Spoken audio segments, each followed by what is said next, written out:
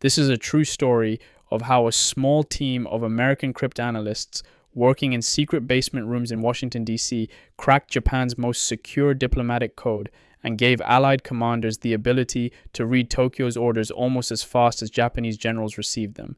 In September 1940, William Friedman and his team at the Army Signals Intelligence Service built a reverse-engineered replica of Japan's purple cipher machine without ever seeing the original, using only intercepted messages and mathematical analysis.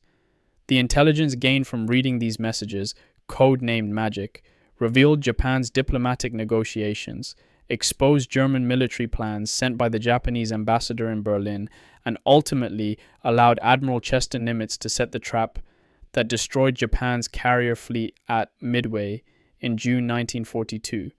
But Magic could not prevent Pearl Harbor, and the reason why, what American leaders knew, what they didn't know, and what they failed to act on, remains one of the most painful and controversial questions of the war. What you're about to hear is not a conspiracy theory.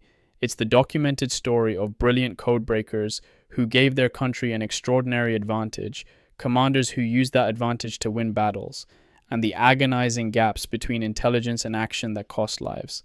This is Operation Magic, pre-war Japan, purple, and the illusion of security. Let me take you back to 1939, when Japan was preparing for war and needed a communication system secure enough to transmit diplomatic and military secrets across the globe. The Japanese Foreign Ministry had been using cipher machines since the early 1930s, systems that American cryptanalysts had codenamed Red and Blue based on the color of the binder folders used to hold the decrypted messages. By 1938, both Red and Blue had been partially broken by American codebreakers. The Japanese Foreign Ministry knew their communications were vulnerable, so in 1939 they introduced a new, far more sophisticated machine cipher. The Americans codenamed it Purple. Purple was based on modified Enigma-style technology supplied by Nazi Germany after the two countries formed the Tripartite Pact in September 1939. Unlike Red and Blue, which were manual substitution codes, Purple was a machine-generated cipher, complex, electromechanical, and believed by the Japanese to be absolutely unbreakable. Purple worked like this. A message was typed into the machine, which used electrical stepping switches, similar to telephone exchange switches, to scramble the letters according to settings that changed every 10 days. The scrambled message was then transmitted via Morse code to an identical purple machine at the receiving embassy, which, if set to the correct keys, could decrypt it automatically. The Japanese Foreign Ministry was so confident in Purple's security that they used it for their most sensitive diplomatic communications, negotiations with the United States, reports from ambassadors in Berlin and London, instructions to consulates across the Pacific. They believed that even if American intelligence intercepted the messages, decryption would be mathematically impossible without the machine. They were wrong. Arlington Hall and the SIS. Where the magic happened. In 1939, the United States Army's Signals Intelligence Service, SIS, operated out of cramped offices in the munitions building in Washington, D.C. The unit was tiny, fewer than 20 cryptanalysts, translators, and support staff, and chronically underfunded. But it was led by William Friedman, one of the greatest cryptanalysts in American history. Friedman had broken Red and Blue through painstaking analysis of intercepted messages. When purple traffic began appearing in early 1939, he immediately recognized it as something different and far more dangerous. Purple messages looked like gibberish, unlike manual codes, which showed patterns that could be exploited through frequency analysis. Purple produced seemingly random letter sequences with no obvious structure. Friedman's team tried every known cryptanalytic technique. Nothing worked. Then they realized the truth. Purple was machine-generated. It wasn't a code. It was a cipher produced by an electromechanical device. To break it, they would need to understand how the machine worked, and they would need to do it without ever seeing one. The breakthrough came from a critical Japanese mistake. In the transition from red to purple, the Japanese Foreign Ministry sent some messages in both systems, repeating the same diplomatic communication in the old red code and the new purple cipher. Friedman's team already knew how to read red. By comparing the plaintext red messages with their purple equivalents, they could begin to deduce the underlying encryption logic. Imagine trying to reverse engineer a machine you've never seen using only the patterns in its output. No blueprints, no manuals, no stolen prototypes, just intercepted messages and mathematics. It took 18 months. Friedman and his team, including cryptanalyst Frank Rowlett and others, worked 12-hour days, filling blackboards with equations, testing theories, discarding dead ends. In September 1940, they succeeded. They built a functioning replica of the purple machine using telephone stepping switches, without ever having seen the Japanese original. The Americans called their replica the purple analog. It could decrypt intercepted purple messages as quickly as the Japanese could read them. The intelligence derived from these decrypts was codenamed Magic. William Friedman later suffered a nervous breakdown from the strain of the work. He was hospitalized and didn't return to full duty until after Pearl Harbor. Breaking purple had nearly broken him. What Magic revealed and what it didn't. Once purple was broken, American intelligence began intercepting and decrypting thousands of Japanese diplomatic messages. By late 1940, the United States could read communications between Tokyo and Japanese embassies in Washington, London, Berlin, Rome, and other major capitals. The intelligence was extraordinary. Magic revealed Japan's negotiating positions in diplomatic talks with the United States, including the breakdown of peace negotiations in late 1941. It exposed Japanese assessments of American military readiness and intentions. And critically, it gave the Allies access to reports from Baron Hiroshi Oshima, the Japanese ambassador to Germany, who had personal meetings with Adolf Hitler and toured German invasion defenses in France. General George Marshall later said that Oshima was our main basis of information regarding Hitler's intentions in Europe. The Japanese ambassador unknowingly became one of the Allies' most valuable intelligence sources, simply because the Americans were reading his encrypted reports back to Tokyo. Magic intercepts also revealed Stalin's thinking. In late 1941, decrypted Japanese messages convinced Soviet intelligence that Japan would not attack the Soviet Union from the east, allowing Stalin to transfer crucial divisions from Siberia to defend Moscow against the German invasion. But here's the critical limitation. Purple was used only by the Japanese Foreign Ministry for diplomatic communications. It was not used by the Japanese Navy or Army for operational military orders. Those services used completely different cryptographic systems. The Japanese Navy's primary cipher was called JN-25. American and British cryptanalysts were working on breaking JN-25 throughout 1941, but progress was slow. By December 1941, JN-25 was still largely unreadable. This is why Magic could not reveal the specific military details of the Pearl Harbor attack. Pearl Harbor, the question that won't die. On December 7, 1941, Japanese carrier-based aircraft attacked the U.S. Pacific Fleet at Pearl Harbor, killing over 2,400 Americans and crippling 8 battleships. The attack was a tactical surprise. American forces were unprepared and the damage was catastrophic. In the decades since, one question has haunted historians, conspiracy theorists, and families of the dead. Did President Franklin D. Roosevelt and American military leaders know the attack was coming and allow it to happen to justify entering the war? The short answer is no, but the full answer is more complicated and more painful. Here's what Magic intercepts revealed before Pearl Harbor. Japanese-American diplomatic negotiations were breaking down. Japan was preparing for military action somewhere in the Pacific War. Between the United States and Japan was increasingly likely. Here's what Magic intercepts did not reveal. The specific target of the attack, Pearl Harbor, was not mentioned. The timing of the attack, December 7th, was not specified. The method of attack, carrier-based aircraft assault, was not described. The reason is simple. Those operational details were never sent via purple diplomatic channels. They were transmitted using Japanese Navy codes like JN-25, which American cryptanalysts had not yet broken. On December 6, 1941, the day before the attack, American intelligence intercepted and decrypted a long Japanese diplomatic message known as the 14-part message. The message essentially broke off negotiations with the United States and instructed the Japanese embassy in Washington to deliver the message to the U.S. government at 1:00 p.m. Eastern Time on December 7th. American intelligence officers recognized this as a war warning.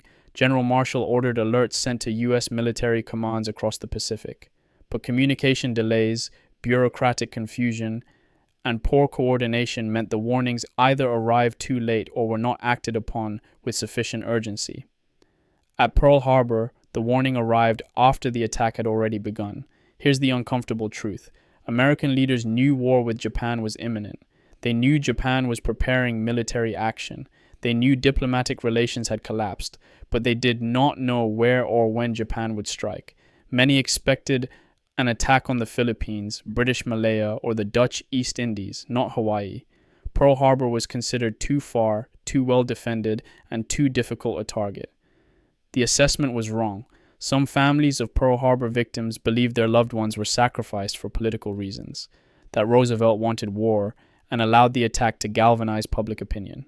The evidence does not support this theory. What the evidence does support is something equally painful: intelligence failures, communication breakdowns, and tragic underestimation of Japan's capabilities. Magic gave American leaders a window into Japanese thinking, but it wasn't a crystal ball, and the gap between knowing war is coming and knowing an attack will hit Pearl Harbor at 7:55 a.m. on December 7th cost over 2,400 lives, Coral Sea and Midway, when magic changed everything. After Pearl Harbor, American cryptanalysts redoubled their efforts to break Japanese Navy codes. By early 1942, they had made significant progress on JN-25. They couldn't read everything, but they could read enough. In May 1942, American intelligence intercepted Japanese Navy messages indicating a major operation was planned in the Coral Sea, targeting Port Moresby in New Guinea. Admiral Chester Nimitz, commander of the U.S. Pacific Fleet, used this intelligence to position American carriers, USS Lexington and USS Yorktown, to intercept the Japanese fleet.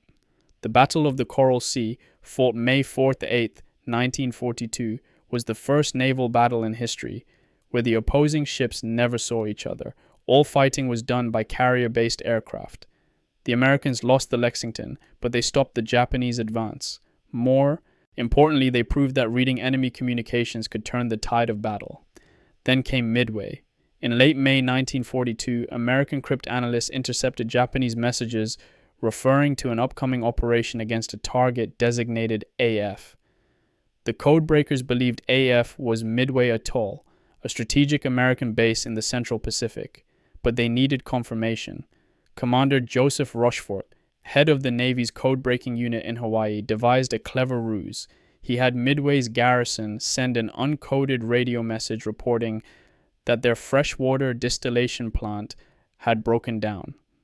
Within days, Japanese intelligence transmitted a message, encrypted but readable by American cryptanalysts, reporting that AF was short on fresh water. Now Nimitz knew AF was Midway, and the Japanese were coming.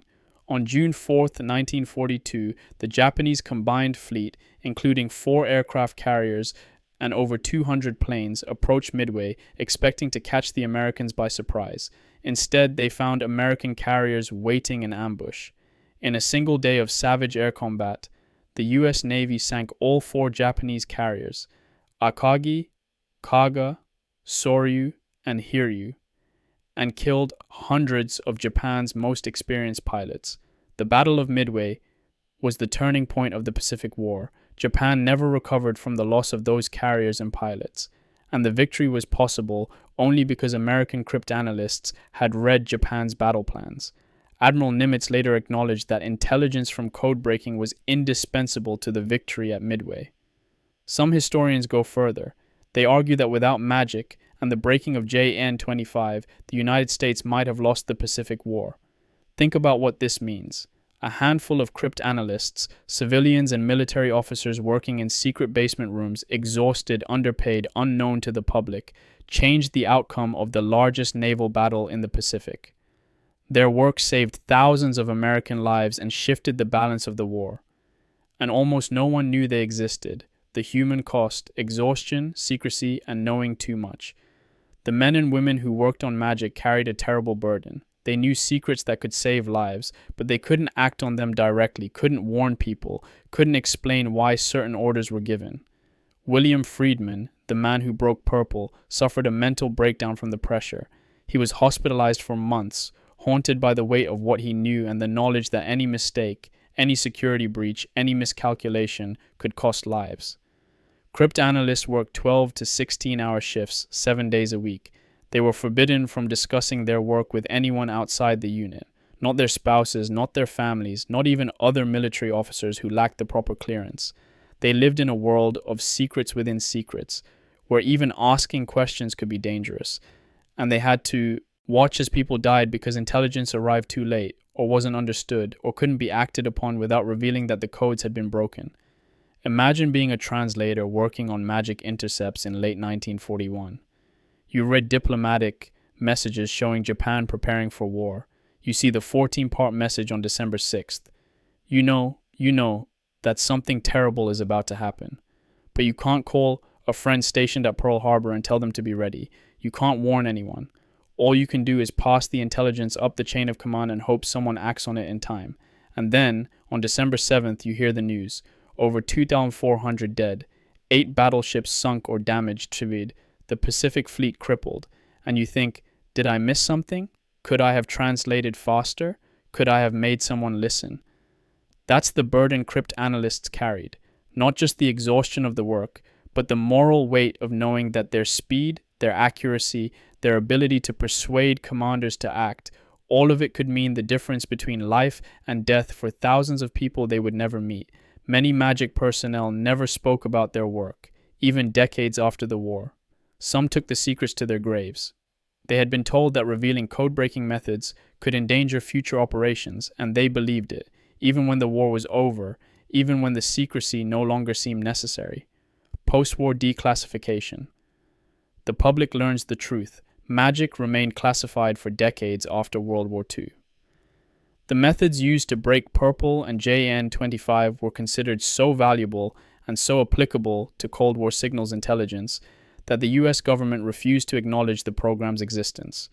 It wasn't until the 1970s, when some magic-related documents were finally declassified, that the American public learned the full extent of wartime code-breaking operations. The revelations were stunning. People learned that the United States had been reading Japanese diplomatic and military communications for years. They learned that critical intelligence had been available before Pearl Harbor, though, as we've discussed, not the specific operational details.